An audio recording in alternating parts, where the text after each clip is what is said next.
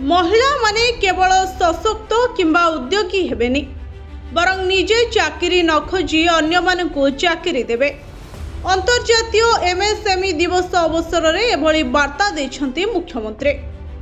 ओडिशार एमएसएमई क्षेत्र को अधिक मजबूत करने एवं महिला मानकु स्वावलंबी करबा पई आयोजित होई जायछि उद्यमी ओडिशा एमएसएमई कार्यक्रम एवं महिला उद्यमिता मंच।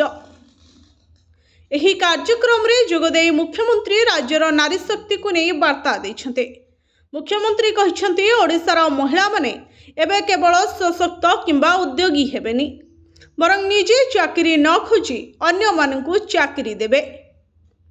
नीति आयोग एवं राज्य सरकार को मिलित सहयोग रे आरंभ होइथिबा एही प्लेटफॉर्म माध्यम रे महिला मानकु स्किल डेवलपमेंट बा दक्षता विकास एवं सबु प्रकार व्यावसायिक सहायता जोगाई दिया जिवो, जहा द्वारा परिवार आर्थिक अभिवृद्धि घटिबो। केवल महिला उद्यमिता नुहे, एमएसएमई दिवस रे राज्यवासी को अनेक बड़ भेटी देइछंती मुख्यमंत्री। बालेश्वर ठारे एक बृहत राइस मिलिंग क्लस्टर रो शुभारंभ होइछे। एही क्लस्टर रु जेउ राइस ब्रांड ऑयल उत्पादन हेबो सेतिपई बालेश्वर, मयूरभंज, भद्रक एवं जाजपुर जिलार हजार हजार चाषी उपकृत हेबे एवं स्थानीय व्यवसाय लाभवान हेबो।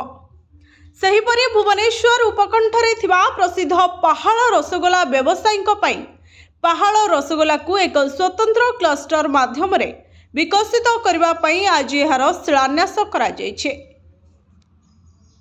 एहा सहित गंजाम रो बरपाली एवं कलाहांडीर केसिंगा ठारे दुईटी नुआ एमएसएमई पार्क रो उद्घाटन होइछे। आगामी दिन में ओडिशा को देशर श्रेष्ठ 5टी आर्थिक समृद्ध राज्य भितरे सामिल करने सरकार लक्ष्य रही। Bureau report, Odisha fast.